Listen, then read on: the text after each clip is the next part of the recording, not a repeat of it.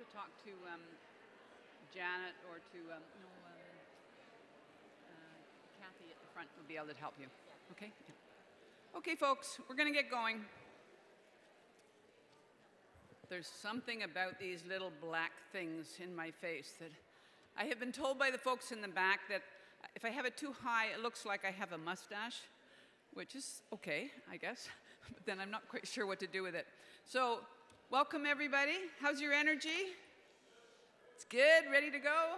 It's a working day today. I'm Jackie Larkin, for anybody that's new. I wrote in one of those baby books. Jackie is rather self-willed and bossy, but kind-hearted. So I think she kind of had me nailed at some level. So I'm telling you this story to say that my tendency to keep things moving along and to be tight around the agenda probably comes from that early one-year-old space. But I've come to believe as a facilitator that it's a really important way to guard the interests of all the participants too. So I'm with you. So, quick announcements. The live feed, I believe Andrew told me last night that there were 100 people watching the live feed, something like that, yesterday, which is awesome. And that the live feeds are available on the Site C, it's called Site C Summit YouTube, and also on the Rolling Justice Bus Facebook, which you should get onto if you're not, because Susan Draper does an amazing job of maintaining that Facebook page. Thank you.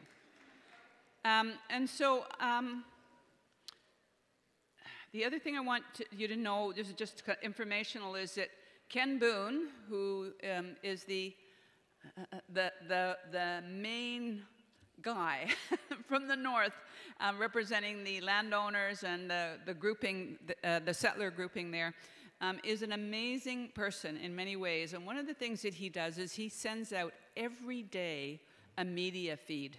So if you want to get all of the good stuff that's being written about Site C, you get onto his media feed. It's amazing. And so I'm going to give you the address for it. It's PV, so P as in Peter, V as in Victor, LA, as in PVLA, at, and then it's explorenet.com, but explorenet is spelled X, PLORNET.com. Okay, PVLA, P and V as in Victor, P as in Peter, LA, at explorenet, it's X, PLORNET.com.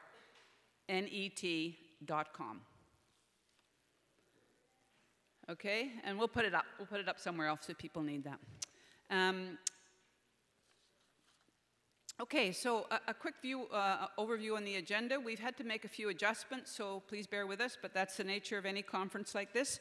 We're going to move, after I just review the agenda, we're going to move right into the Accountability and Democracy panel.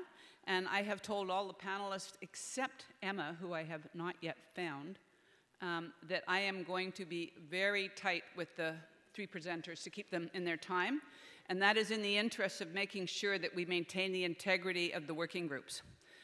So we're going to be tight on time. So the panel is going to go from 9:20 until 10 o'clock. That's my plan anyway.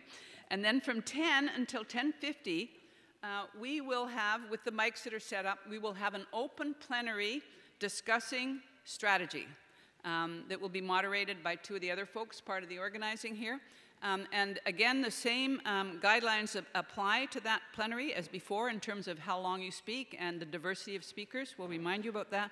And that plenary will go on for about 45 minutes. So it's to get some of your big thinking ideas out so everybody can hear them before you go into the workshops. That will end at 10 to 11, so you're going to get a late break. At 10 to 11 is break. So if the call of nature comes your way at any time, please answer it rather than waiting till then.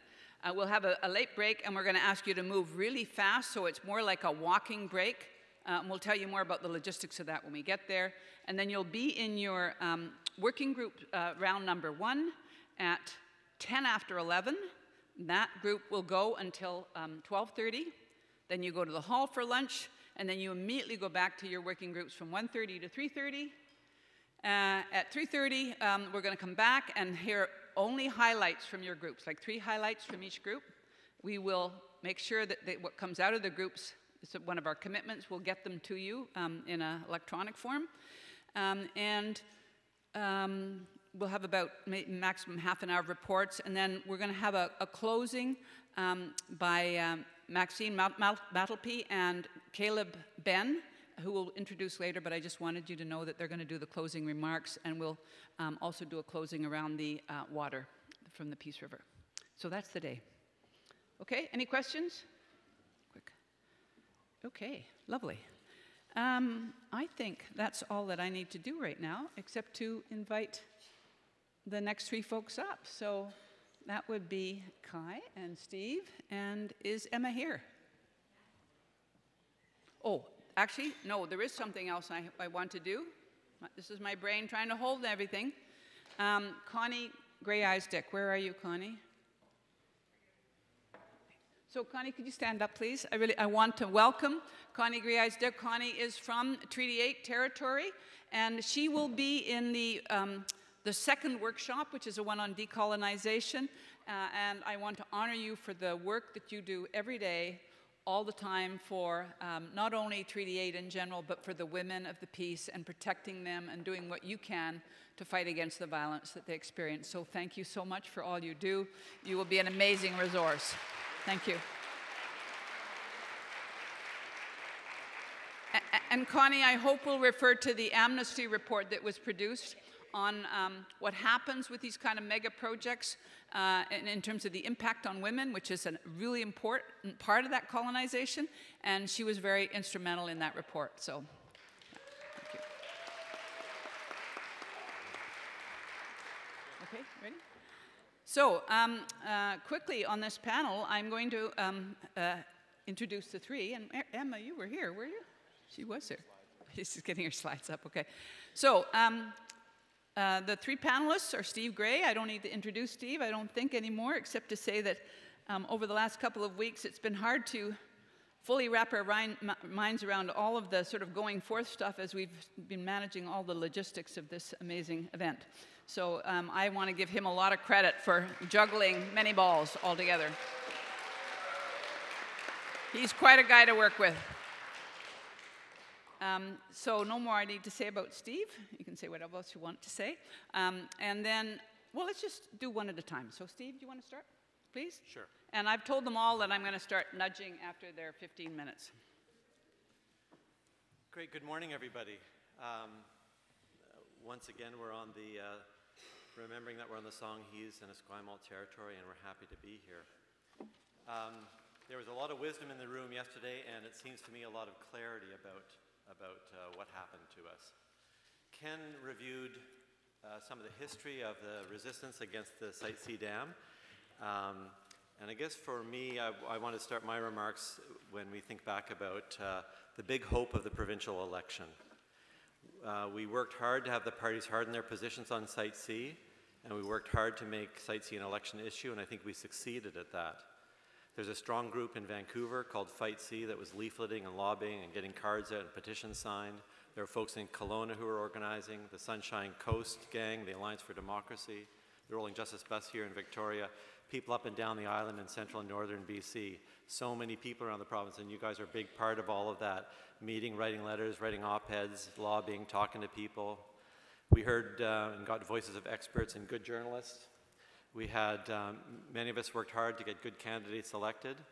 Bob Federley is here. Bob, do you want to put up your hand? He ran in the Peace River North.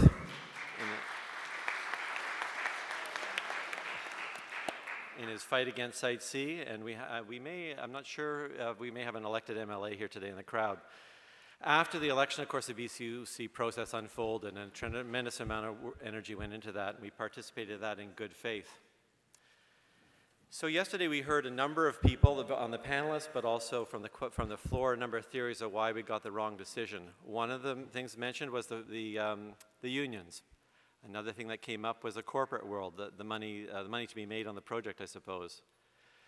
I don't know if we talked about it yesterday, but I wonder if there wasn't a problem with the NDP getting into power with a complete lack of preparation to govern. Sorry, can you hear me now?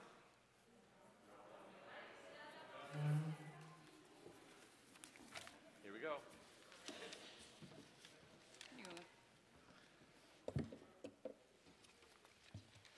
So I'm just saying that it seemed to me that we heard a number of theories yesterday about why we got the wrong decision. And so one group mentioned were the unions, another group mentioned were the corporate world, the money to be made on the project and all of that. And the nervousness that I think we're all aware of the NDP being called the party of no, and they're worried about being accepted. Something else, though, was that I wonder about is the complete lack of preparation to govern. You remember they got into power, there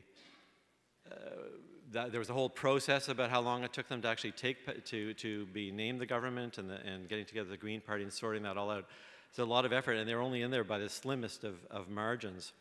Maybe we could put up the slide that I had there if it's not there.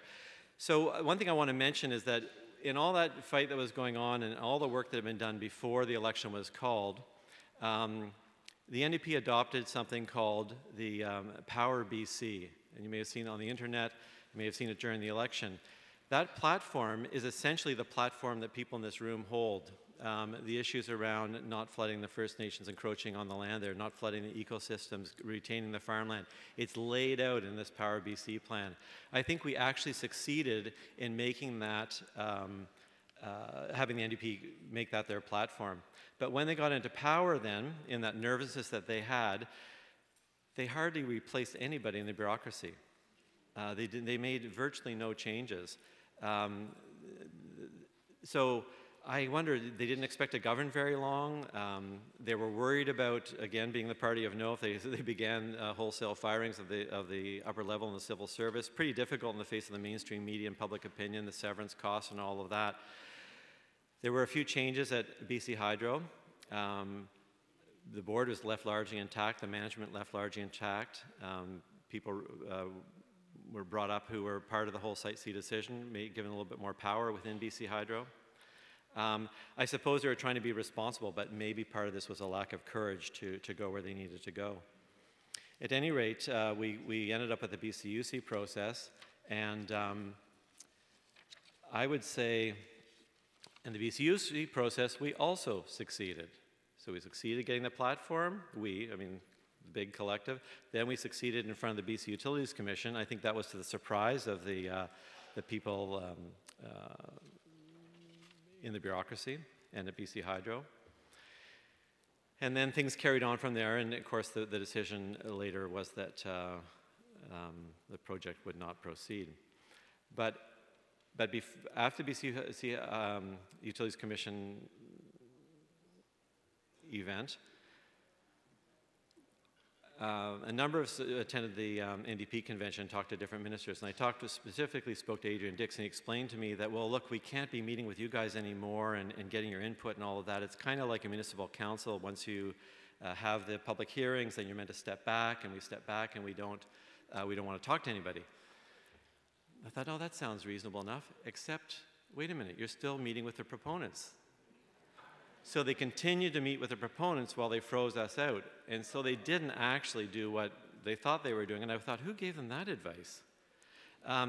So to some degree, again, there's a lack of experience here. The politicians didn't really understand what they were doing, in my view. However, we kept pushing, and eventually we got some experts into cabinet. And we heard from one of them yesterday, Rob McCullough, and others attended a cabinet meeting and had a discussion. We succeeded there again. So we had another opportunity, got in front of them. I think all of that was pretty positive.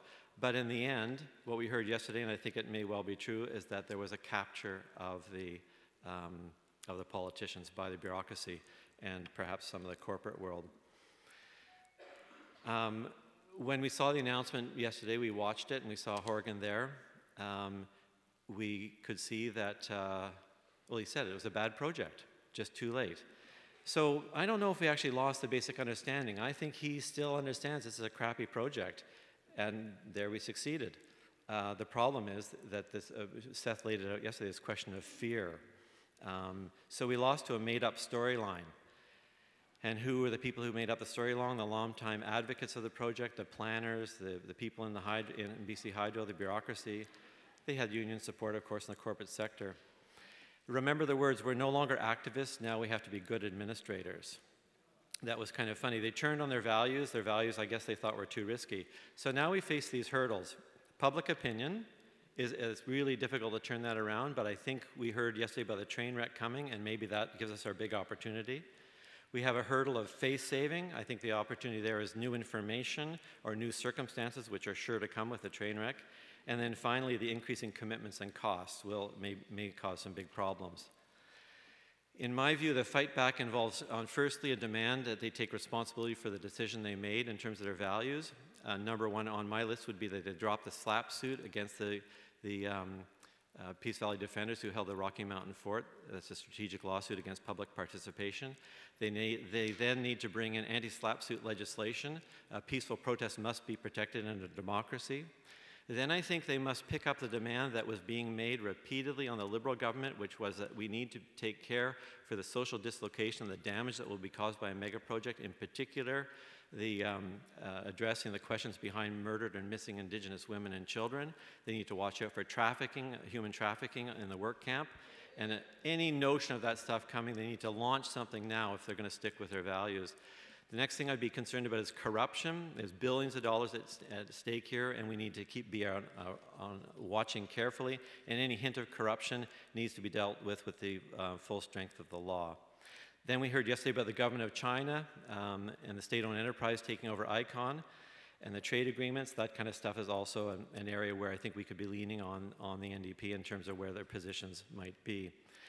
At every turn, I believe we need to amplify the wrong decision was made here. We heard yesterday some very clear stuff, and we'll put on the web later today some documents laying out exactly what we heard yesterday in sort of easy to understand terms, we hope. There's a problem, I think, with energy level, possibly, for all of us, but we need to keep moving forward, in my view. I think there is a chance that termination will come. It's difficult to see it right now, but we have things that are coming up where we can amplify our message about this being a wrong decision. We'll have a communique out of the summit. We've got the injunction application coming, the Kelowna by-election, Hydro Financial Review, the Auditor General's Review, the ALR Review, the throne speech, the budget. We've got 2 book tours coming up. We talked about those books yesterday. We've got the release of political donations coming up. We've got the spring legislative session and a demand for a climate action plan. The flooding is about, I think it's 7 years away. And then in terms of new information, there'll be the geotechnical problems, the tension cracks in the slides. Tension cracks in the slides are likely to continue. We need to be ready. And I think some discussion with people who worked on the kiosk, opposing the kiosk hydroelectric project and the Muskrat Falls hydroelectric project, and hear what they did, study their train wreck a little bit and see if there's some lessons there for us. And then we've got this problem of the mismanagement at BC Hydro. Again, the Premier talked about it yesterday, and then he did nothing about it. Very strange. The BCUC and the Deloitte report both raised questions about it, and through the good work of the PVLA, we are having the releases being put out now, and I think this needs to continue, about the kilowatt bids being double what the Hydro expected them to be in terms of the first projects there, and then the contract going to Flatiron, who's previously failed in their ability to complete a contract with BC Hydro. So the mismanagement appears to be continuing, and we can focus on that. Then we've got the court cases coming up with the Blueberry court case in March.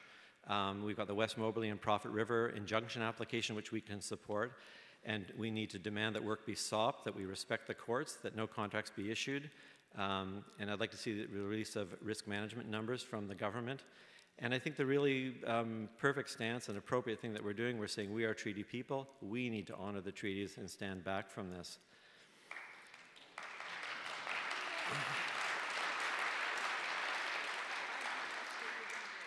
The other thing to mention, Chief Bob Chamberlain mentioned yesterday, these court cases are expensive deals, and so there does need to be significant fundraising done. At the moment, we're fundraising here on the side for the Yellow Stakes campaign for Nunwadi, a stewardship society, to support the court case of the West Moberly First Nations and Prophet River. So we have a job to do, right? Finally, I guess I'd touch on the accountability issue, and we'll hear more. I think Kai is going to talk about this, but it seems to me that's the pointed end of the stick that now needs to be demonstrated. And from my point of view, that's probably recall. And do we recall one or two members? You can start that in November. And that's kind of the idea of how do we actually get accountability from elected people? It seems the only thing that maybe really matters is re-election. I commend to you, you can look it up on the website, Indivisible. It's some stuff that's come out of some Democratic congressman workers that talk about the kind of picking up the Tea Party tactics, turning up all the time, the tactics of the Tea Party, not the views of the Tea Party. Turning up all the time, always being there and raising the issues. The danger we have, of course, is if you push too hard in the incompetence of the NDP government, then we may end up back with the Liberals, which would be an unfortunate turn of events from my perspective. So it's sort of going at one at a time, recall and replace perhaps is a way to go. And we need to build courage and principles within the New Democratic Party. Perhaps that's where I'll end. Thanks very much.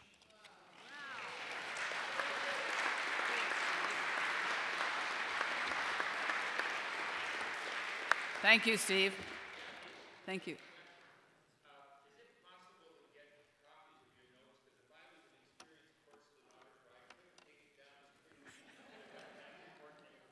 Yeah, he was feeling pressure from me. I'm sorry, Steve.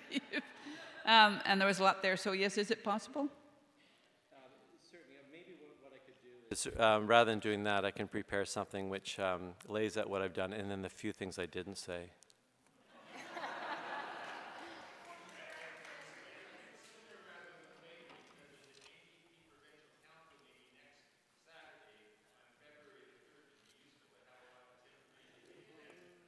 Sure, we can put it up on the web on Monday. Okay. Why stop now? Right. I just, for those of you who do follow the agenda on the website, I forgot to mention, and I apologize, that Chief Bob Chamberlain, who was going to be on this panel, has graciously accepted instead moving into the Accountability and Democracy Working Group.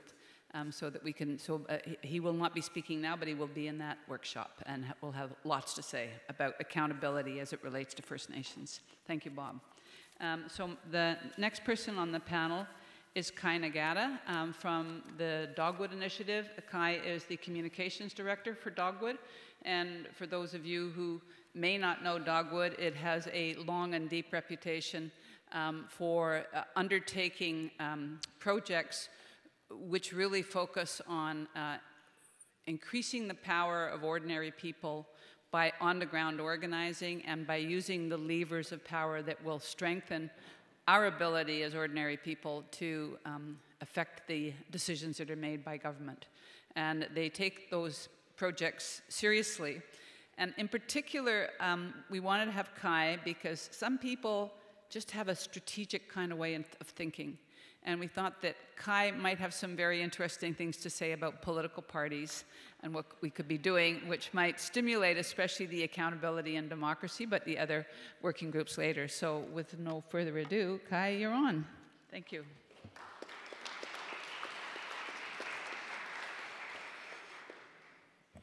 Thank you, Jackie. Yeah, if you don't want to give them a heads up, you could cut the live feed now, but...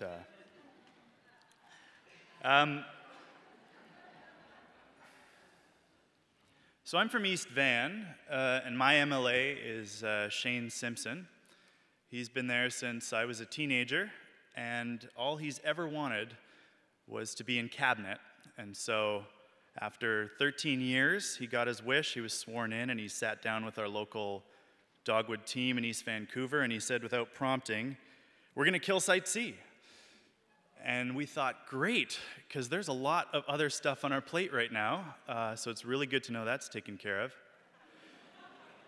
And indeed, you know, our flagship campaign for the last 10 years has been about stopping the expansion of oil tanker traffic on the BC coast, and at the same time, we were facing some really disturbing signals on the Kinder Morgan project. There's an old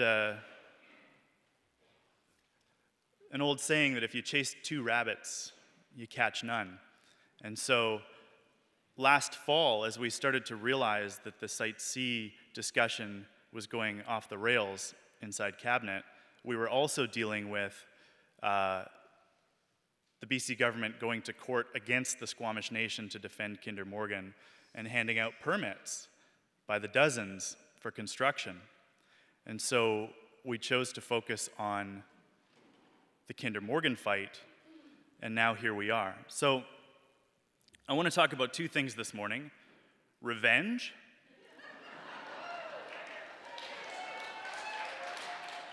This is a church, folks. I didn't realize it was that kind of a church, but it sounds like people are down for some smiting. So revenge and transformation. And these things are not mutually exclusive, but I think it's going to be up to the folks in this room over the next few months and years to decide how much energy to put into each category. And so there's sort of three pathways to seek revenge and to bring about transformation, and Steve has already alluded to a couple of them.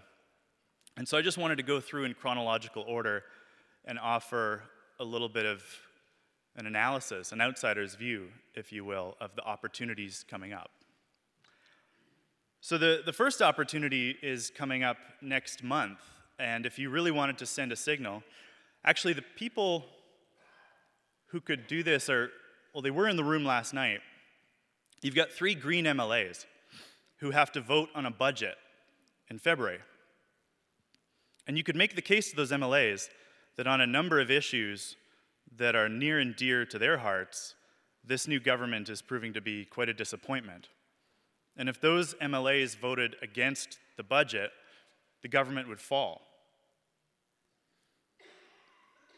There are consequences to consider in bringing down the government, like who comes next.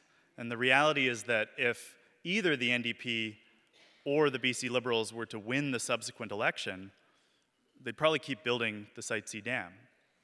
And so that's something to consider. But you have another opportunity to bring down the government later this year, starting in November. And so that's what Steve mentioned, which is recall.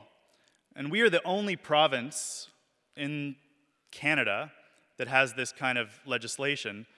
And recall comes from the Wild West. It was when the governors in the western states became so corrupt that the only way to remove them was through direct democracy, through a popular petition. And so we do have a process in BC where any registered voter in a riding can bring a petition for recall against their MLA, and if you collect 40%, or signatures from 40% of the folks in that riding, you can force a by-election. And if you did that in 1 or 2 ridings in BC, you would flip the balance of power, and you could force another election, or you could hold by-elections and get MLAs in who held a different position on the project. So that becomes an option 18 months after an election, so that gives you until November. Also a gamble. Not only could the petition fail, but you could also find yourself with unintended consequences, again, as a result of bringing down the government. But sometimes the sweet taste of revenge is worth pushing thoughts of those consequences a little further into the future. There's one other mechanism that's available that could stop the project and inflict serious political damage to the governing New Democrats, and that's an initiative petition. And so this is housed under the same legislation as recall. It's another direct democracy mechanism. And basically, you could write a bill that would put a stop to this project, and you could take it out to the people of BC to gather support. And if you got signatures from 10% of the voters in every riding across the province, you could force that bill into the legislature, and with the backing of 500,000 people or more, the NDP MLAs who neglected to speak up about the dam in December might be compelled to switch their position and vote in favor of a bill like that. It's, again, a huge undertaking. And it's something that we have talked about in the context of oil tanker projects. It is something that is challenging when you are facing an uphill battle on public opinion. But what you really need is 10% of people who are really passionate about the issue. You don't need a majority, you need a passionate minority. And you might argue that Site C is one of those issues that inspires a passionate 10% across the province. So that's another option, and that could completely change the balance of power and the public conversation around this project. Let's turn then to talk a little bit about transformation. And again, these are not mutually exclusive. But your first option is to transform the party that made this decision. How many folks in here are currently members of the BC NDP? And how many folks have in the last few months lost their membership cards or torn them up or slid them into the fireplace? Oh, interesting. So we're applauding. Unfortunately, this strategy would require signing up again. Party members determine the candidates that are running an election, and they determine the platform through the convention process. And so on a slightly longer time frame, you can imagine how committed, organized groups of, dare I say, Tea Party-like insurgents within riding associations in BC could advance candidates who are not beholden to the party whip, who know their own mind and are accountable to their own constituents. And you could bring forward resolutions that would turn into party platform points down the line, in this case, fall 2019, when the NDP holds its next convention. So you could transform the New Democrats. You could also transform the system that we operate within to elect our MLAs. And I know there's a number of people in this room that are working on proportional representation. So it's not a coincidence to me that the same lobbyists who defended this 1950s nostalgia project because it was good for workers are the same people who are now vehemently opposed to changing the voting system. We're talking about old power versus something new. And the people who have the most to gain from the system as it is currently constructed, regardless of their political stripes, are fighting hard against electoral reform because they realize it puts at risk everything they have built. And you could argue that a proportional voting system, because it eliminates strategic voting, would open up space for MLAs in the legislature who express views a little bit more like what you might have heard from Adam Olsen or Sonia Furstenau, who are less beholden to the party whip. And in this case, you would have three parties that are in favor of fracking, Site C, and business as usual, and you would have one party that isn't, which would present a clear choice for folks who then could vote for what they wanted instead of voting against what they don't want. So that is another option, and it feels like maybe a little bit of a detour if you're closely focused on one issue, but you could take the momentum from the Site C fight and channel it into totally shuffling the deck on the electoral reform file. So that's another option. And I guess the third and most difficult and long-term option is to transform the culture. Because John Horgan, it's unfortunate to say, had a lot of political cover in December to go up there and move this project forward because the majority of British Columbians, as it turned out, thought that was the right move. And even a healthy plurality within his own party still believe that that was the right move. And so how do you change public opinion? How do you change people's understanding of this project? And I think that's where I want to leave off, because Emma Gilchrist has probably done as much as any individual person in BC to help change the popular understanding of this project. But I think Horgan gave us a clue as to the arguments that he found most persuasive by making it a pocketbook issue, by using the sunk costs fallacy, by talking about it in terms of loss aversion. And so understanding the psychology of the people who support the dam and then figuring out ways to undo that and reverse that position, I think is a longer-term challenge, but it would solve a lot of other problems at the same time. So I'm going to hand it over to Emma to talk a little bit more, hopefully, about the public's understanding of this project and how to reach people at scale with facts when it's easier sometimes to retreat into dogma and fear. So thanks very much. I'm going to hand it over to Emma.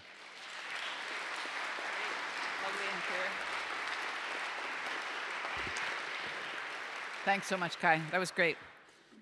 We're going to move to Emma now, and I'm going to say a couple sentences just very quickly before I introduce you, which is think back on what happened after the NDP government made the decision, and try to think of one mainstream media report that you read that actually critiqued the NDP rationale for its decision, that did any work on trying to figure out, well, is this true what they're saying about the bonds? Is this true what they're saying about amortization? Is this true about all of the stuff that we went over yesterday?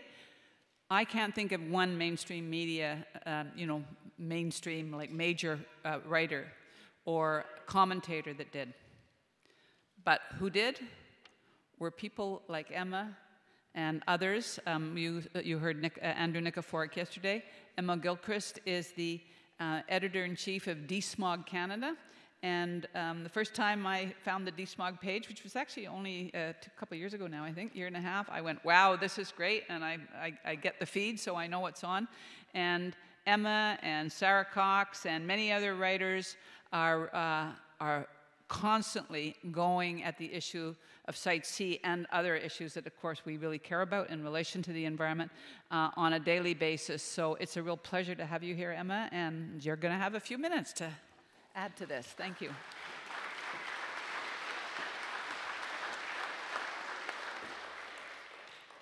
Thank you. So do I have slides? I saw them appear momentarily. I do maybe have slides. There we go. So first of all, I'm so impressive to see so many people here. Thanks for coming out. It never ceases to amaze me how many armchair experts there are on the Site C Dam in BC. And we see this in our comment section on our website all the time, and it warms our heart. So I'm just curious, actually, just by a show of hands, how many of you subscribe to the Tyee or DeSmog Canada?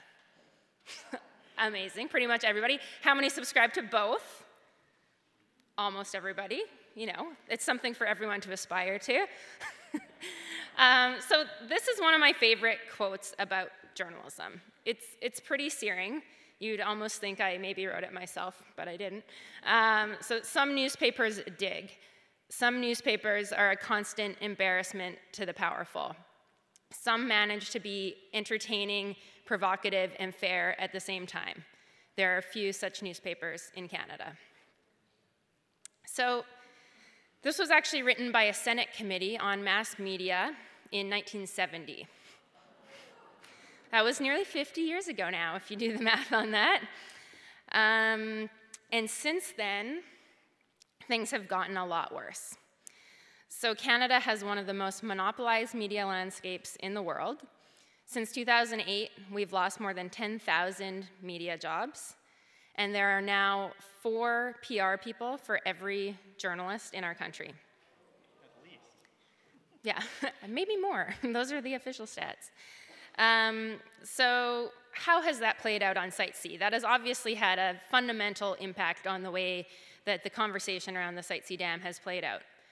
First of all, it has meant a real lack of coverage, especially in the early days.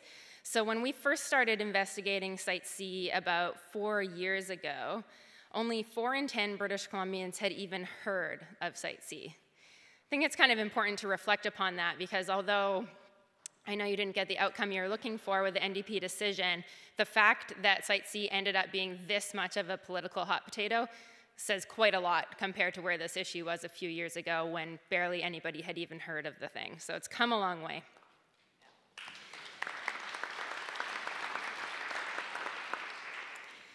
But the other way that the downfall of traditional media has really impacted the debate over Site C, I think, is actually more important than just the lack of coverage. It's the quality of that coverage. And this is largely because there are so few beat reporters left. So A beat reporter is someone who, just works the environment beat or the science beat or the business beat or whatever. I honestly have a really hard time thinking of a single environment beat reporter left in BC who doesn't work for DSMA Canada or the Tyee. So I wrote a full piece about how the media failed British Columbians on Site C after the NDP decision, but here are just a few examples. For instance, the Vancouver Sun reported for years, repeatedly, that the Joint Review Panel had approved the Site C dam.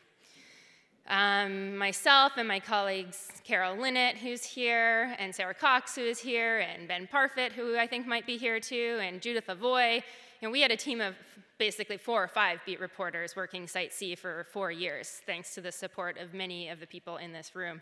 So that really makes a really huge difference. So we had actually read the Joint Review Panel report, and we knew that it actually didn't approve the Site C dam, and we knew it had some really interesting things to say about alternatives. We knew it sounded quite a lot like the authors of that report weren't super impressed with the project, actually. So we had a hunch that it might be worth reaching out to Harry Swain to see what he had to say about it. There were, I think even more fundamental kind of lack of understanding in the traditional media. After the NDP decision, the Globe and Mail and the Vancouver Sun both referred to the First Nations court cases like dragging out the process on Site C, dragging their heels, which just represents a total misunderstanding of the fact that not a single entity in Canada has yet to rule on whether there's a treaty violation of this project. And from reading the traditional media, you would think that, these First Nations are just being pesky and dragging their heels on this thing, which is obviously deeply offensive. So enter the independent media. This is where, people like us, the Tyee, the Georgia Strait, come into the picture. Harry Swain once called us the canary in the coal mine, and I'm going to stick with that. So really, having all of these beat reporters on this issue has allowed us to provide a drumbeat of coverage. I actually counted, and we wrote over 60 stories on the Site C dam in the last year. Big, thank you. So big stories like, I do have slides about this, but I think maybe they're not. Oh, I'm able to click. Where's the clicker? I was like, I'll roll without it. Oh, okay, go forward a few. I've kind of rolled through all of this. Okay, the next one. This one, here we go, drumbeat coverage, guys. So this is a story by Sarah Cox from 18 months ago. And she was the first one to report that, what do you know, Site C was behind schedule and over budget. And for this story, we were awarded with a press release from BC Hydro saying it was wrong. So there is quite a bit of schadenfreude going on when the BCUC report came out and essentially said everything we ever reported was right. Next slide. So being focused on the speed has also allowed us to do a tremendous amount of investigative work, which is something that you pretty much don't see in the traditional media anymore, if you think about it. There's very little investigative work going on. So yeah, after the NDP decision, we actually were like, what about that financial rationale that the NDP is making? Is it right? And Sarah went out and she found out that that actually didn't make a whole lot of sense. We did the first interviews with Harry Swain, with Mark Ellison, with David Vardy, who was involved with the Muskrat Falls project. And all of those were picked up by the Globe and Mail, the CBC, and others. Next slide. But I think the most impactful work that we were able to do, and this really speaks to reaching the masses, a lot of these articles, they're really important and they influence the larger debate and they influence traditional media, but there's only so many people interested in going down the rabbit hole on Site C, and 10% of you are in this room. So, what we've really worked to do too is to kind of popularize the issue of Site C and make it approachable to people. This video, one-on-one with Harry Swain, was shared 50,000 times, viewed over 1.6 million times. I did some math, and about 1 in 3 adults in British Columbia has watched that video. So, you know, things like that. Thanks to reader donations, we were able to commission independent polling on the Site C Dam. We were able to send the awesome photographer Garth Lenz up to capture unprecedented photos of the valley and the construction. So, on the next slide, you know, some people wonder what good all of this does, but the reach of independent media is farther than you might think. There's this kind of new phrase in the media world called trickle-up journalism. And in, you know, the way things are going with traditional media not having the resources, a lot of specialist outlets like ourselves are doing that work, and it's actually influencing the reporting by larger news outlets like the New York Times. So we spent weeks on the phone with this reporter, and he ended up linking back to our reporting five times from his story. So to wrap up, because I was supposed to only take 5 minutes. Next slide, please. The old media is not coming back. Who knows, you know, there's rapid evolution of what the media landscape is going to look like, but it's not going to look like what it looked like 10 years ago. So we need to stop even hoping for that to come around again. I think to a certain extent we need to stop, you know, wringing our hands about, ooh, the traditional media or the mainstream media. Also, let's stop calling it the mainstream media, because just because we operate online does not make us alternative media. It's 2018, we run a website, over 100,000 people read it every month. We're pretty mainstream. This kind of civic function journalism is essential to democracy. The model for it isn't really proven in Canada yet. We're trying to prove a reader-funded model can work in Canada.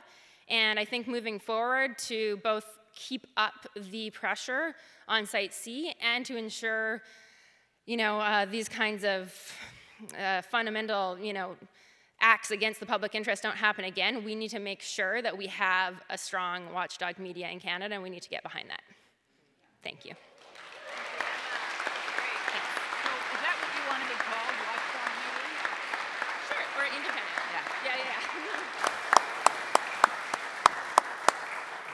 So I just asked Emma, thank you so much, what do you want us to call you? I said, is it watchdog media? And she said, or independent media, so we might as well start getting our terms. So right now we're going to move into a plenary discussion. Just a sec, I'm going to bring up the people who are doing this. So I'm going to ask you three to stay up, if that's okay. It's not a question and answer situation so much, although it's fine to ask questions, but this is more a discussion about, well, you know, what are your ideas that you want to share with the group before we go into the working groups on strategy and going forward. But I think that there was a number of nice things raised here that people may want to ask questions of the panel. Are you guys okay about staying up? Okay, you're going to duck, but you're coming back. Okay. Candace, you know, Candace, I've never known how to pronounce your last name. Beticki? Candace Beticki is going to be co-facilitating this with Galen Armstrong. We're going to ask for the same guidelines as before, so 1.5. I know I'm doing it, but this is my bossy moment. Be bossy. Yeah, be bossy. The 1.5 minutes. Looking at who's in the lineup, and if you don't change the lineup to reflect more marginalized voices, then we will do it for you. But it would be much better if you did that. You have about 45 minutes. So I'll let you know when the time's getting close. Okay, over to you. All right. My name is Galen Armstrong. I'm the Peace Valley campaigner with Sierra Club BC. This has been an awesome summit so far, and I'm really glad everybody's out here to take part in it. We've heard a lot of wisdom yesterday and just now. Thank you both and Kai for giving those perspectives. Right now, we're going to talk about strategy, and in the afternoon or later in the morning, we're going into working groups, so we're going to be able to really dig into what we all want to work on and what we want to do moving out of this summit. But right now, we're going to start, and we already have quite a lineup. We're going to start by basically opening it up to the floor instead of just hearing from people up here, hearing from everybody out there, and just generating some ideas. Jackie will talk more about the working groups, which you've probably seen, hopefully by now, and what you want to focus on. But this might help you decide where you want to go. So the big question is, what's next? I'm going to bring in one thing that hasn't been discussed much, which is one thing Sierra Club BC and Candace at Y2Y and others have worked on is working with the Mikisew Cree up around the area of Wood Buffalo National Park. UNESCO, UN body, has called on Canada to review Site C and to review many other things in relation to Wood Buffalo and the Peace Athabasca Delta. And so there's a big deadline coming up next month in February. Canada has to give their action plans for what they're going to do. Are they going to do a full assessment of the Site C dam? So that's one thing to look out for and one thing that we could be focusing on. Do you want to add anything before we get into this? Not right now, but I'm going to say something later on. I'll put myself on the stack at 1 minute. You'll put yourself on the stack. And just, she's timing, so she's going to. Oh, you've got the timer. Okay. At 1.5. Oh, great. Oh, okay. Cool. So let's go ahead and get started. I guess we'll start here, and I'm going to keep an eye on you for the red card. Go ahead. My name is Jim Manley. This is not a question I like asking, but the geographical facts are that Site C is way up in the northeast corner of the province, and we are facing also Kinder Morgan Dam, which is on our front porch. And we have a limited amount of energy. And so I'd like to hear how we strategize to deal with both of those issues.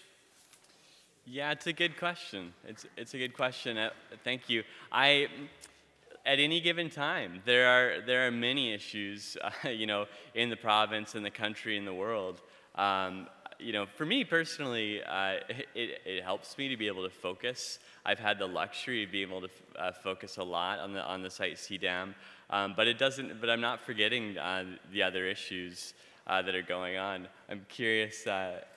Maybe I can ask you, Emma, with only so little time, how do you decide what to report on? That's such a tough question. I mean, we're always looking for stories that aren't being told anywhere else.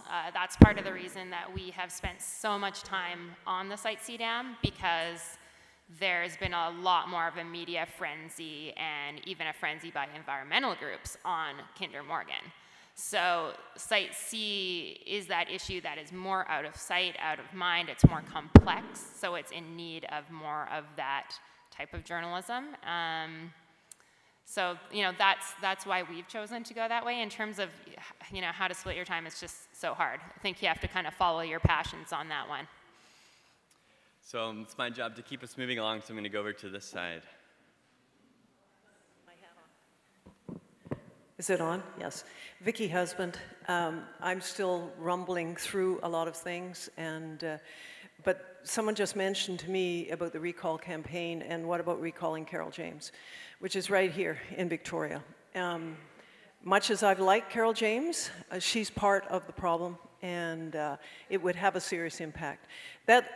It's not exactly totally coming from me, but we have to put all these ideas on the table. I also think we need to put a lot more attention to proportional representation and what's coming up in the fall, because we have a chance of changing the system, which is absolutely critical. And I don't think the NDP are really for it. Our arch enemy, Bill Tillman, who is really behind the pro-Site C forces, and with the mainstream media, is working against proportional representation. So we should all be aware of that. In talking with, and maybe Craig Benjamin will speak later on other issues, but we have to keep our attention on UNDRIP and the court cases, and there's the Blueberry Nation for a case that's going into court in March as well, and keeping on top of UNDRIP. And thank you, Emma, for the communications that have been incredible. We need to find other ways to get more information out to the public. I think they're still not as informed. And then there was that awful Angus Reid poll, so-called, which was it was used. It wasn't a real poll, but we need to do better, and I think there's still a lack of information to the general public, and I think for everybody in this room, that is now your purpose as well. Thank you. Thanks, Vicki. And we'll move over to the other side. Terry. I'm Terry Dan-Spenick, and I'm with Rolling Justice Bus, went up to the Peace twice. I'm also now the chair of Fair Vote Canada BC, and I want to plump for Kai's transformation wing of his strategies, and particularly the issue, as Vicki just said, of proportional representation. We have banned big money in election financing. We have not banned big money's rigged voting system. And if we have one precious opportunity next November, and if we blow it, we are back to another series of decades of probably the Liberal Party of BC. And it's no accident that they've made this. All of their leadership contenders have said it's their #1 target, and that tells you something. So I beg you, please, we've been out lobbying, advocating with all the MLAs, with the senior NDP folks, with the Greens. We're canvassing, we're doing town halls. We need help. There's a provincial alliance of all kinds of wonderful organizations that will be announced shortly. And so please sign up at the table there. If we don't win this, this is going to be the most epic battle, I think, for democracy that we've seen. Thanks. Thank you, Terry. And I'll just put in there that with Sierra Club BC, I'm also working on proportional representation, so please go talk to Terry. Also come talk to me. Thanks. My name is Jeff Keithley. I was with the Alliance for Democracy on the Sunshine Coast, and I was vice president of the NDP up there. I'm now vice president of the NDP in South Surrey, where I moved to reunite with my grandchildren. Speaking with the transformation, I shouted out from the floor that next Saturday is the NDP Provincial Council, and on Monday night I sat in on a conference call for presidents because our president said, you do it rather than me. 2 items on the agenda, the upcoming budget and proportional representation, which they say they're going to get behind and they're going to treat Thielman like the enemy that he is. We'll see if that's true. But for those who put up their hands and said they're still members of the NDP, and for those who put up their hands and said they used to be members of the NDP, and for those who are active in the Green Party, we've got some work to do between now and Saturday to get to our people or our delegates who are going to that council meeting. There's a lot of those delegates who are pissed off as hell, and our job has to be to make them a hell of a lot more pissed off and a hell of a lot more knowledgeable than they currently are, because at last week's executive meeting, I polled the people on my executive, and what they say, well, you know, they said there's no alternative. They gave all they did was regurgitate the same things they picked up in the commercial media. So we've got to get the desmog and we've got to get the TIE information into people's hands sooner rather than later, because we got to do some shaking up inside that house. Thank you.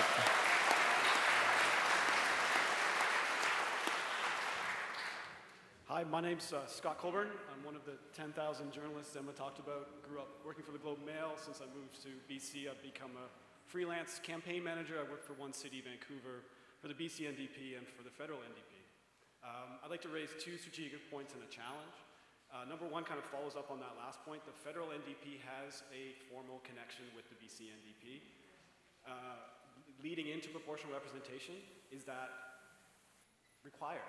Or as a federal party, should we now split that connection? And I think that's something to think about. The second strategic thing is what Charlie Smith from the Georgia Strait has brought up. Should we start a new political party based on UNDRIP, based on a shared understanding of sustainability going back generations of stewardship? The third challenge is how do we get young people, and the rising numbers, their influence is changing. The demographic of the movements have to change along with them. Thanks. Thank you. I'm down. My name is Caleb Bain. I acknowledge my presence on Sea Lekwungen territory, and also I just budged the line in front of a bunch of in front of a bunch of lovely people, and that's a new thing. Like, I don't usually get pushed up.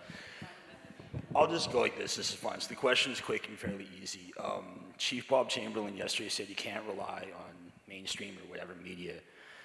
And I thought about it, you can't really do it to either tell truth or discredit lies, it seems. And the question for you, Emma, and for Kai, and for everybody else is I'm interested in the justification rationale, and in particular the notion of electrification to deal with climate change, and just how, like, the science, I think, is fairly on side. And Dr. Suzuki and Dr. Schindler posted really good media recently, so thank you for that, on engaging that narrow issue. But the question for all of us is that narrative that this dam is clean energy and that's how we get off climate change, like, it weaves together a bunch of really complex and kind of tough to discredit issues. And I think you've covered it, your team's covered it, I think Kai's probably thought about it strategically.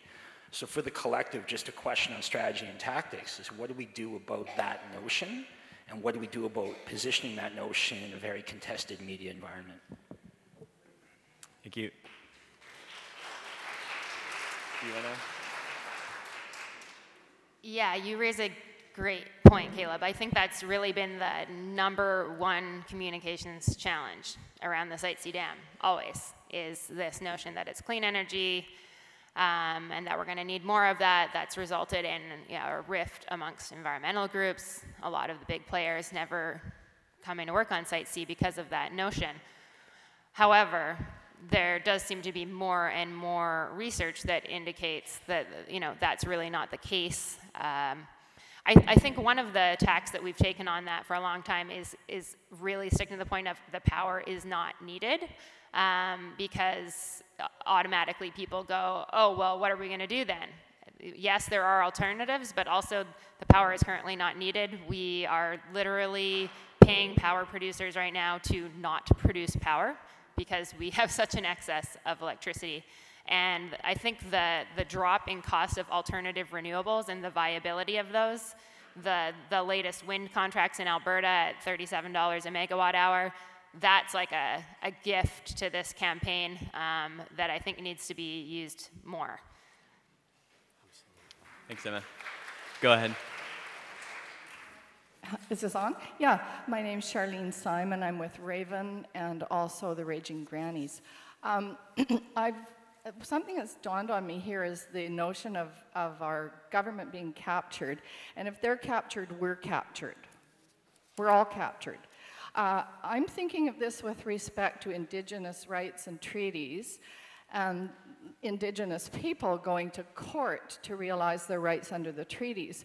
Well, we're also betrayed by our government on the treaties, and I think we need to help in different ways than we are now. Perhaps I'm wondering if we can join a court case as citizens, or if we can start our own court case against our own government for breaching a trust. So that's something on my mind.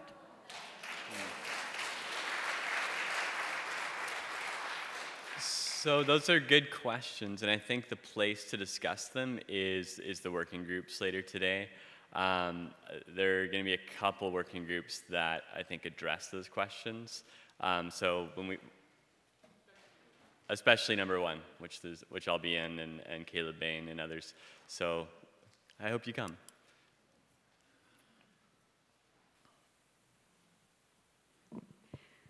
My name is Hilda Beckler. I focused on public education and specifically on energy issues.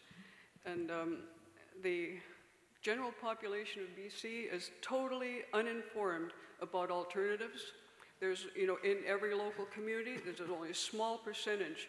So I think while we're raising all these issues, we have to, at the same time, do massive community information campaigns on the alternatives.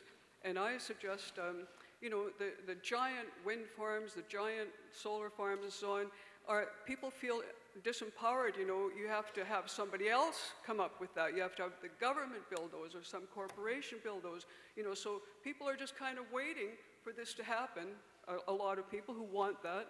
And I think my preference in community meetings, every community should have a meeting that, especially on that, with the experts on that, but on-site solar wind and geothermal are going to be empowering to people. You know, you can, and there are a lot of new initiatives where you can buy into a solar project that's not necessarily in your house and so on, but there's also, you know, we have to get financing through the credit unions, get climate solutions funds going where people can borrow the money easily to put something on me. I've always wanted to put, I never could afford it. I'm doing too much of this kind of stuff. But, you know, it's empowering people with you can do it yourself on your house with your credit union's help and so on. But it's the community meetings we have to have while we're raising this at the same time. Thank you. Steve, Emma, Candace, feel free to jump in. There's a lot of people to speak, so I'm just kind of allowing them to go ahead, but feel free to cut in. Next up, Guy. Hi there, Guy Dauncey. I want us to consider that as well as the two tracks that Kai suggested, which is revenge and transformation, there's a third approach called inside track. And this would work on getting the government to change its decision. So the only way that can be done is there's sufficient new information that allows the government to save face. So they can genuinely say, we didn't know that. Otherwise, you know, you can't, you're going to be torn apart by everyone if you just change your mind. There's I know of three new sources of new information. One is the true details of the geotechnical work and the vulnerability of the slopes to earthquakes and stuff like that. And I believe that, I heard someone say yesterday a report was put in and a whole bunch of stuff was blacked out. So there's some digging has to be done around freedom of information. It was a FOI request that got it blacked out anyway. So getting in behind the scenes, what was blacked out? What is the reality with the geotechnical report? 'Cause if it turns out that there's an extra $2 billion cost because of geotechnical problems, or they've got to move the dam somewhere else, that becomes a game changer in which the government can say, we didn't know this, new information allows us to change. The second one might be some very solid information saying that the advice the government received around the nature of the sunk costs and the sort of the bond rating agencies and sort of stuff like that was erroneous and they were badly led. This means they basically have to fire a couple of their staffers. But you need to have some very solidly justified people saying that they were given bad, erroneous advice which led to a wrong decision, and that would allow them to save face by saying better advice means we're changing. The third bit of information is I think, the strongest, because the two reports on the much lower cost wind energy coming in from Alberta and from Colorado both came in January after the BC Hydro's numbers around the integration resource planning and after the BCUC hearings. When I was at the BCUC hearings, the staff of the BCUC was saying, please help us establish an alternative model for what alternatives looks like. They wanted to know the numbers, but they were going on old numbers. If you could wrap up, Guy. And and so I think there's a case to be made that the new information, because if the new power is coming in at half the price, the cost of getting 5,500 gigawatt hours, the savings there is the same as the sunk cost lost. So by moving from hydro to solar and wind and stuff, you neutralize the sunk costs and get the same power for an equivalent price of 10 cents that would have been Site C. So put those together, I think you've got an inside track possibility of turning the government's head and saying, we need to rethink this and we're going to change our minds. Thank you. Thank you, Guy.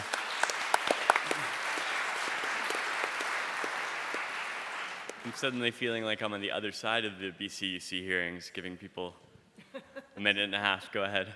Okay, my name's Chris Bullock, and I'm a paper addict. I love books and reading in the bathroom and reading the Guardian Weekly. But Emma Gilchrist did persuade me I should not be a paper addict. And I really like the fact that she raised the issue of popularization, because one issue I see in reader-funded journalism is that you need to understand the mindset of the wider population you're trying to affect.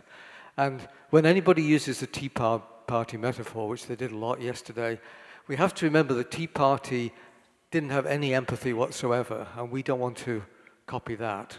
So a really important contribution, really important to remember the empathy factor. And my personal campaign is to remind people of Focus magazine in Victoria, which is paper, it's print, it's paper, and it's reader funded, and it's radical, and it's research-based, and nobody seems to know about it, and everybody in Victoria ought to be supporting them financially. So please do that as a tiny bit of the right kind of journalism. Thank you. Focus Magazine. Focus Magazine, thank you.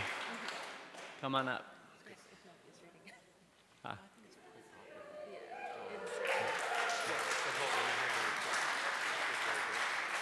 Good morning, Sonia. It's Rachel. So we wanted to, you know, we're here, Adam and I, obviously in solidarity with all of this. We think Site C is pretty much the stupidest thing this government could have done. And we were very clear about that. And when we went into a minority government with 3 seats, you know, I think we worked very hard to put that at the forefront, and they didn't listen to us, they didn't listen to you. One thing we can do moving forward, or the experts, or really, they didn't listen to anybody that they should have listened to. We have a budget coming up, and there's what's called estimates, which is, for most people, the equivalent of watching paint dry. But what we can do in estimates, and what you can support us to do, is to ask the really hard questions. So if we're talking about geotechnical issues, hi Emma, the more information we have on that. So if you want to support us to put these very tough questions in front of the government in estimates, which are all recorded and go unanswered and then can be shown out publicly, this is where we can continue to apply immense pressure informed by reality and expertise. Yeah, I would just say this is an incredible opportunity to get the ministers on the record in responding to the justification. It's more than a 10-minute press conference. It's more than what has been afforded so far. These go on for as long as is needed. In fact, it's one of the areas in which you could, I guess, technically filibuster. You could just continue to ask questions and ask questions of the ministers. And so I think what's important to point out here, and why we decided to come down and present this now, was because you're about to go off and have conversations about operating strategically. And if this wasn't put on the table now, then we would not have people thinking about this as an opportunity.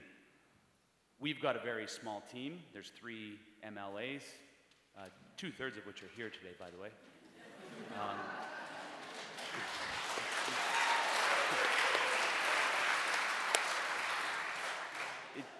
Andrew's doing other important work, so.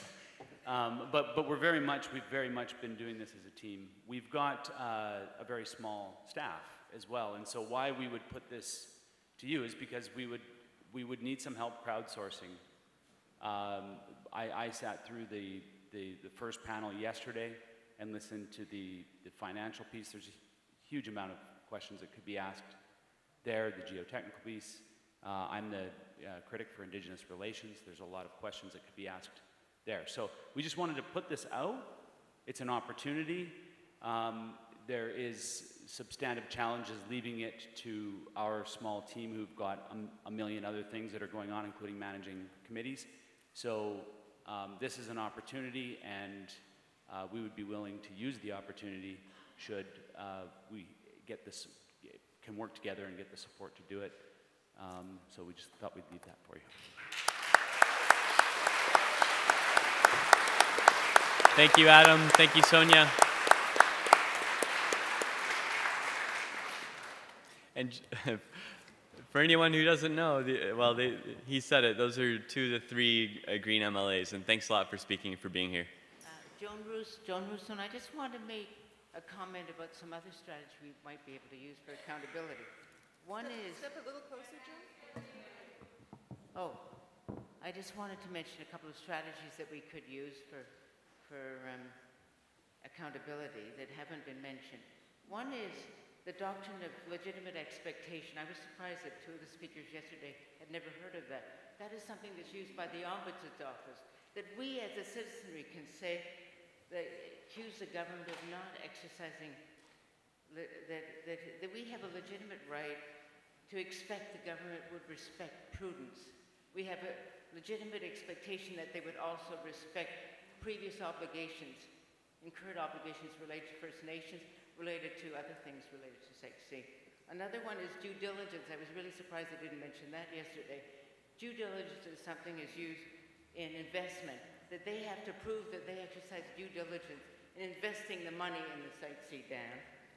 And the third thing is dereliction of duty. I love that term. I think we could use that. I think it's important to use terms like that. And I was just going to mention that we should use fair and just transition so we can work with, we can work with the unions, because that is a very important labor principle that came out of a labor party in the US, that we keep working with labor saying we want a fair and just transition to environmentally sound renewable choices. And if I could just mention one other thing, that in relation to working possibly on two issues, the Site C and Kinder Morgan, if you could talk about a specific concept, such as, on my website I wrote 2 articles about how Canada's interpretation of free, prior, informed consent is out of sync in both cases with the international interpretation. That, for instance, the UN rapporteur has come out very strongly saying consent means consent, whereas Harper said consent does not mean consent, it means consultation. So I just wanted to mention. Thank you, Joan. And again, I would say the first 2 working groups will be addressing some of those questions, so I invite everyone to join us there. Hey. Bette Cecil, Sunshine Coast Alliance for Democracy, chapter leader for Fair Vote Canada, and chair of the Sunshine Coast Pride Committee. So, there you go. I have lots to do. The first thing I wanted to say was, I think one of the things we really need to figure out is the motivation of this government. And there's been a lot of ideas floating around, and I'm not an insider in that way, but I'm hoping there will be people who actually know more about why the hell did they do this, because it doesn't make sense from a whole bunch of angles. So I'm hoping for more information there somewhere. The need for face saving was covered nicely by Guy Dauncey. And one of my ideas is promoting internal revolt in the NDP, which was covered in some ways through some of the, I think it was Warren's comments, I'm actually planning to send them all a letter. I sent them a letter before the announcement, and I'm going to send them another letter. And my pitch is that this is a matter of conscience. This is a matter that affects all British Columbians and will affect us for generations. This is not just about the Northeast and tying together all the other issues as we go, but I expect them to get together and stand up and say no. Behind the scenes, maybe not publicly, but get together and stand up and say no. Yeah, that's it. Thank you, Bette.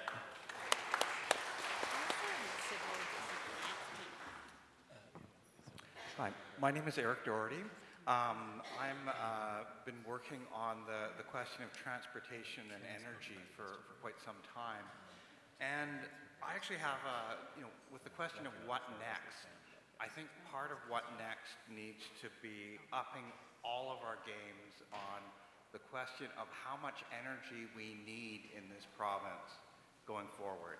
Because you can't answer the question about how much renewable electricity you need until you know, for example, what kind of transportation system we're going to have in the future.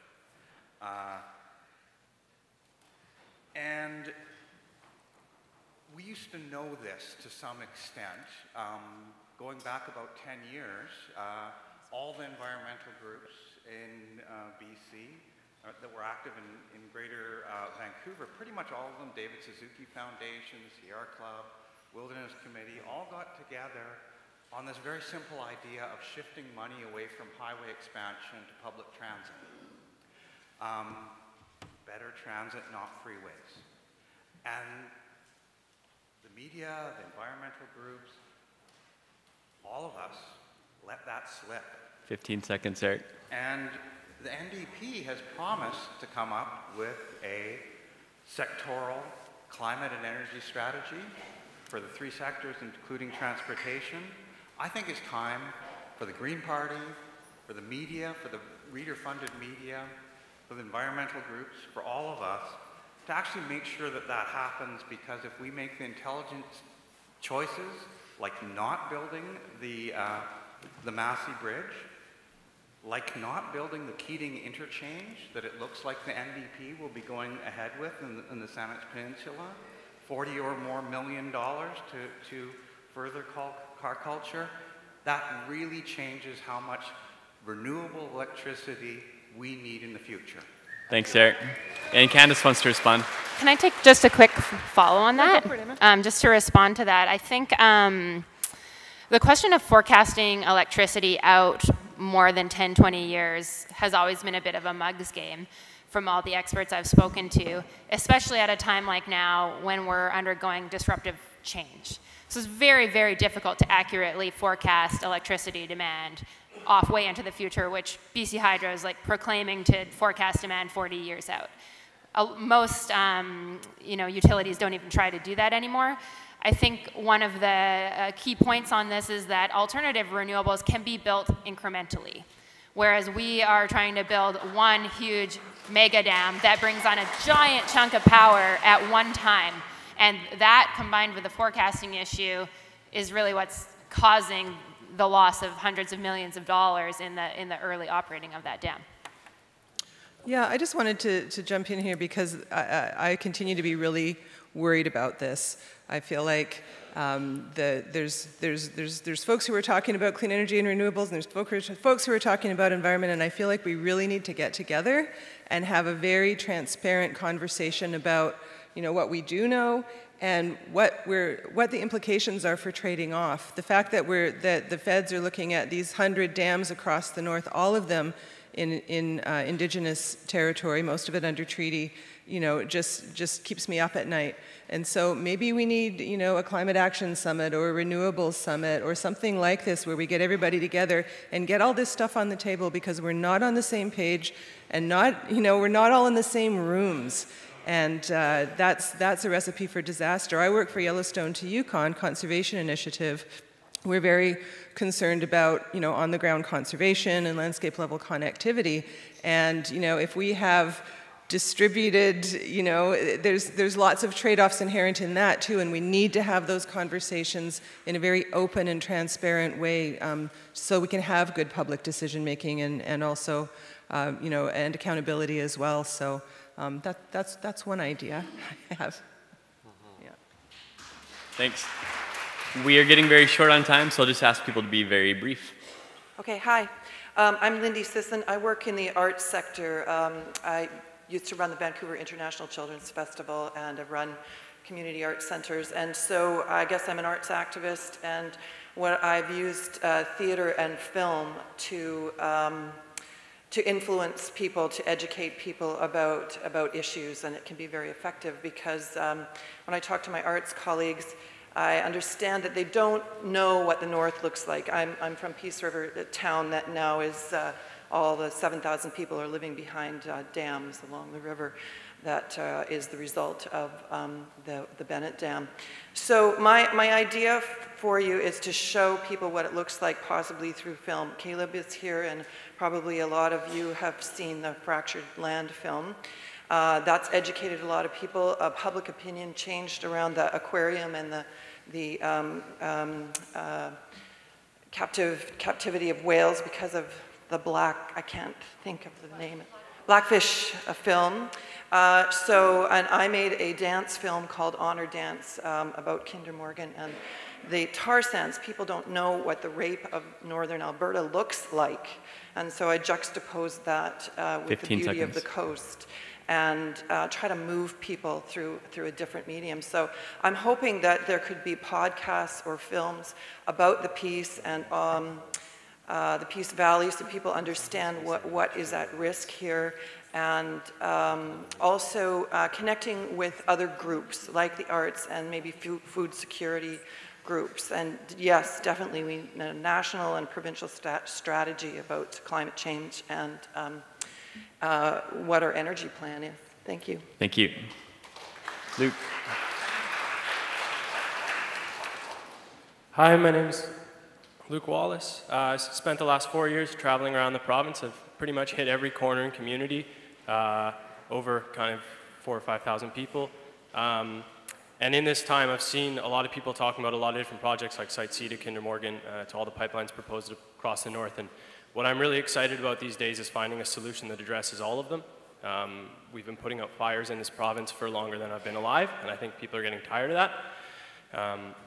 And so I think, and we're going to have a lot of conversations about it later, but the notion of supporting treaties and the UN Declaration of the Rights of Indigenous People, I think that's something that everyone in this province is already keen to get behind. And if you look at what's pulling out the most people right now, it's the Walk for Reconciliation.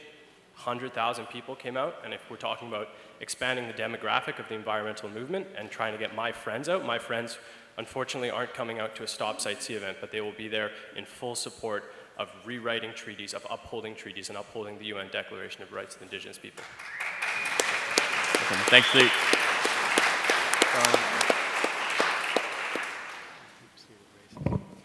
Hello, I'm Warren Bell. I'm going to make 3 quick points. First of all, there's another player in the independent media scene, that's the National Observer. It's an award-winning investigative journalism paper, and it's out there doing things.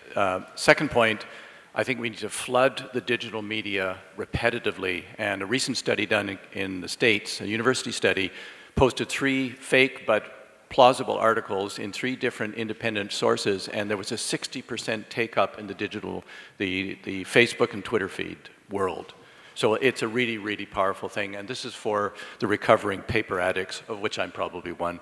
Third point, the health connection. I'm a physician. The health connection is a powerful lever, and if we make the connection between Site C, LNG, and LNG, which is fracking, LNG and fracking are identical.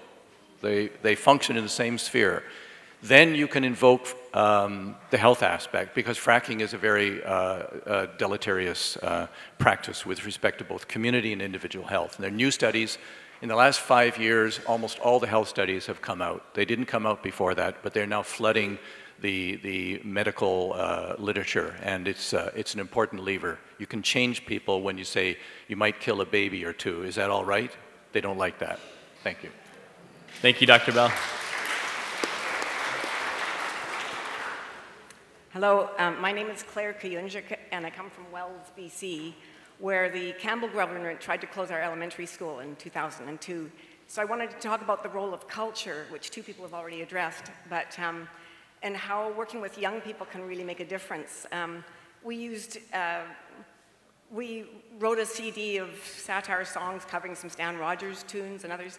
The kids did a play about Gordon Campbell, and they met him when he came to the railway station when they were inaugurating, the train had just started going, the northern train there.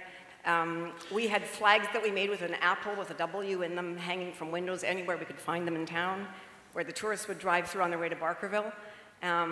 There was a hunger strike that 150 hunger strike days in the province. It sort of took off like wildfire when it got started. 2 mayors joined it, and BC Fed came up, and the NDP sent someone up. But if you get the right angle with culture, I think that you get something really powerful with young people. And those young people that went through our school, and we won our school, by the way. We were the first to almost fall, and we kept it. But those young people are really proud of what we fought for. And they're like 18 years old, some of them now, and they know what we did.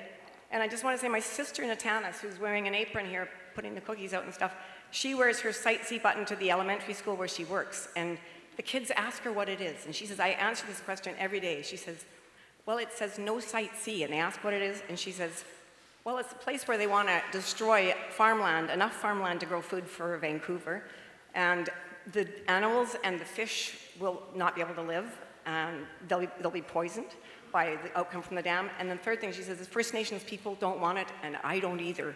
And every child, she says, me neither. So thank you, Claire. We have about 3 minutes left, so we're not going to get through everyone. I'm sorry, but we'll get through a couple more. No. All right, thank you. I'll try to be really quick. My name is Shelley Wright. I've been working on Indigenous issues for many years, although I'm not myself Indigenous, in many different places around the world. And I just want to read you something. Go out te awa. Ko te awa, ko au. which is Maori for I am the river is me. And this is in reference to the Waikato River in the North Island of New Zealand, which was recently declared to be a person under New Zealand law, e taroa New Zealand law. All of us who are not Indigenous in this room need to be careful to not think that we truly understand the land we're standing on. This is not our land. We need to listen to the Indigenous owners of this land, and that's part of our obligation as treaty people.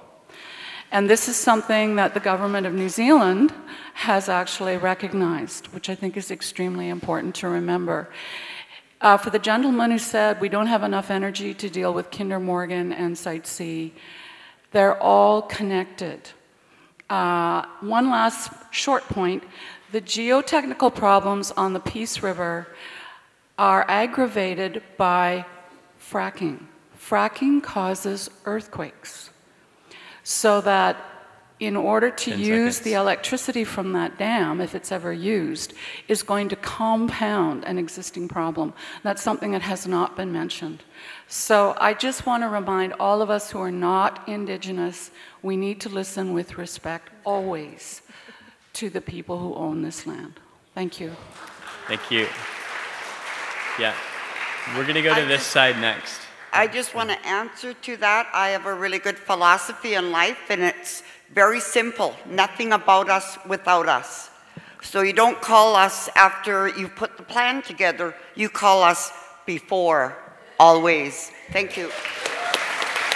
Thank you. I'm so sorry, but we have to cut it off. I've promised that I will. We have a chance to discuss all this and more in the working groups coming up. I'm going to offer, if there's any closing words, are there any last things that you two wanted to offer? Oh, Steve does have one thing. What about you, Candace? I do. And this is actually, it's about Site C, but it's not directly about Site C, but it is about honoring our treaties. And Chief Roland Wilson last night spoke to the heartbreaking fact that there's only 219 caribou left in their territory. And how just horrible that and offensive that is. And Yellowstone to Yukon, I mentioned, we're working on the-ground conservation, and there is pressure on right now to protect a whole bunch of critical habitat for those caribou, and that's what it's going to take. Basically, the northeastern part of this province has been, you probably can't see this, but the red is linear disturbance. The landscape is largely trashed. If caribou have a chance of surviving, and we have a chance of living up to our treaties, we need to not only protect all the remaining caribou habitat up there, but actually restore some of the rest of it. So please come talk to me about that. It's a very tangible way that you can support West Moberly First Nation and Treaty 8 right now. And I think that, as a lot of people have said, partly why this happened is because Site C and the Peace has been largely out of sight and out of mind. And now it's not. So let's take advantage of that. Thank you.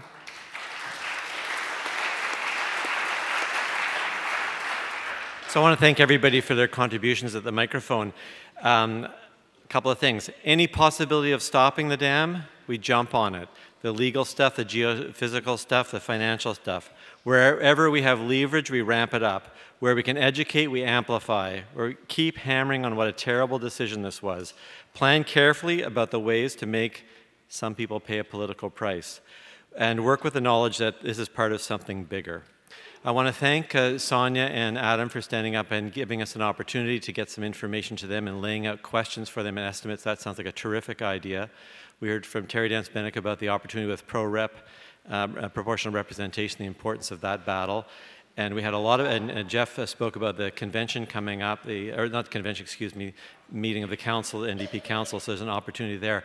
These are real opportunities we need to be active on. Thanks so much, folks.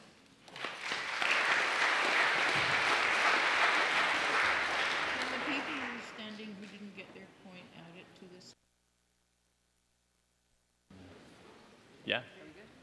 Okay, so I'm going to bring Jackie back up. And mine, Ali, just had a really good idea. The people who are standing who didn't get an opportunity to speak, I'd like to invite you to add it to this paper list, to the list we have running here, and I can help you with that. Come on up. Great idea. Thank you, Galen and Candace, so much. That was pretty awesome. It was really, I mean, every idea was a creative idea. It was terrific, and I was really appreciative of the panel being as tight as they were and kind of helping to frame it as we got into it. A couple of things I want to say about what we're going to be doing in the working groups, but I just want to deal with one thing, which is the request from Sonia and Adam. Clearly, given their size, everybody throwing things at them is not going to be helpful. So there will have to be some kind of funnel devised to communicate with them. Steve's volunteering, and so has Vicky Husband. So we got 2 people there who are willing to work on that side of it. So please get in touch with them if you have ideas. So that's my first point. The second is that you're going into working groups now, and I'm amazed at the amount of sign-up, but all of these working groups are about at capacity. So any of you who've used to being in working groups know that 50-person working groups are not really working groups, unfortunately. It's very difficult to come up with a couple of key strategy ideas with 50 people in the room. So I'm going to ask you to really try your best to work together on this. So a couple of things around that. Try not to get hung up on process, and as much as possible, let the facilitators guide the process unless you think that they're just being totally off the rail. So that, because we can spend a whole half a workshop debating what we should be doing in terms of our process rather than what we want to focus on. So it's my first point. The second one is focusing also on listening and trying to go with the flow, because our hope is that the workshops, and they may divide up, that's fine with us if you do divide up, that the workshops come up with maybe one key strategy that they want to focus on and where they've decided where there's key leverage, where we can have an impact. And you might want to look at that in terms of a time frame. Okay, you're going to do work around the injunction. What do you do between now and then? Or you're going to work in the NDP. What are the key moments? Jeff talked about one, and then you work that way. So timelines can help you as a way of organizing it. So when you're going to be reporting, your facilitators or somebody from your group who they've identified will be reporting. We're only going to report 3 highlights from each group. So we want you to be focused as much as possible. And that said, whatever happens will be good. Jeff, did you want to clarify something there?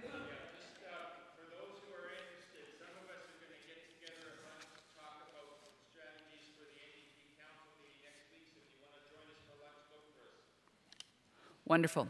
Okay, so Janet and I are going to talk now about where the workshops are and how to do it. Do you just want to do your announcement, though, first? Well, you're going to be with me on it. You know the building. She's pretty awesome. So a few logistics here. We have lost and found things, hearing aid things, glasses, scarf, a few other things. Here. So they're there. Logistics around this break. Everybody's probably ready for a break. There's lots of awesome foods. And this is a small station here. There's 2 stations for the break, a small one here, a really big one in the hall, at the end of the hall. You all need some exercise, so go that way. And you don't have to go through that door. You can go through this door, or you can go outside this door and walk to the, just walk in the fresh air down to the hall that way. There are 2 gluten-free stations that are with blue cloth. If you're not gluten-free diet, please don't eat those things, okay? That's it. Great. Okay, so, but you may be able to help me on some of the movement issues. So get your little description of the workshops out, which has a map attached to it. Please. The upstairs rooms aren't on But they're not. Okay, okay. Well, they are on the map. But they're not X'd. Okay, that's good. Let me just, hold on. Okay, have you found it? The only time we've asked you to pull out paper for the whole time, eh? Okay, so this is where the groups are, so please write them down. I mean, we will put this on a piece of paper, but we haven't done it yet, so it would really help if you Everybody just focused on this for one little moment here. We'll do that afterwards. Okay, workshop number 1, which is Solidarity with First Nations Legal Rights. And the workshops that are being repeated are in the same room, so it's easy. They are in the room right across the back here, which is called the chapel, but the number on your sheet is 124? Yes. Okay, got that one? Number 1 is in 124. Number 2, the decolonization one, is in the room next to it. It's room 119. So they're just right outside the sanctuary here. Number 2, morning and afternoon. Number 3, which is the What the Hell Happened, Democracy and Accountability, is going to be in the hall. So in terms of people moving for break, everybody that's in group number 3, just head right for the hall, because that's where you're going to be anyway, and that'll move people out of the space.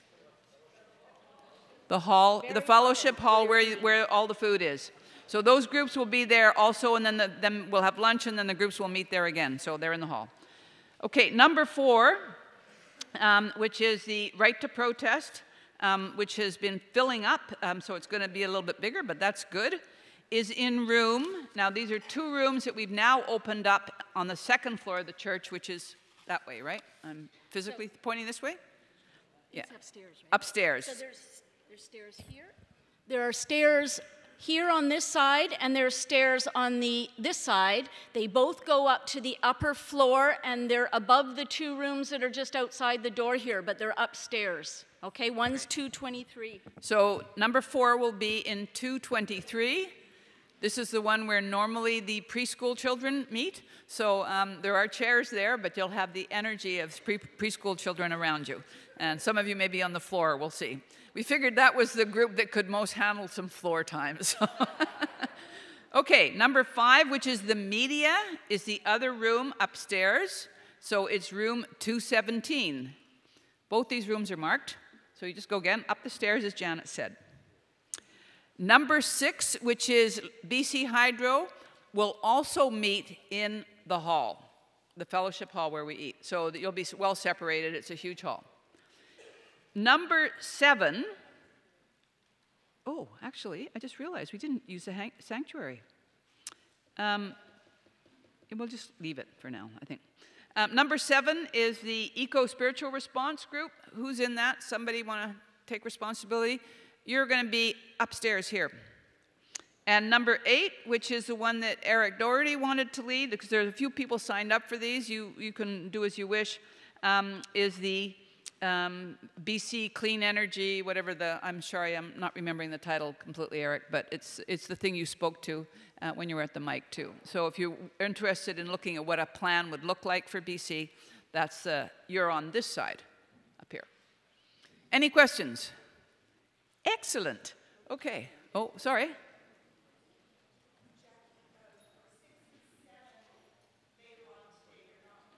Oh, so sorry. 7 and 8, yeah, thank you for asking that, are in the afternoon, not the mornings.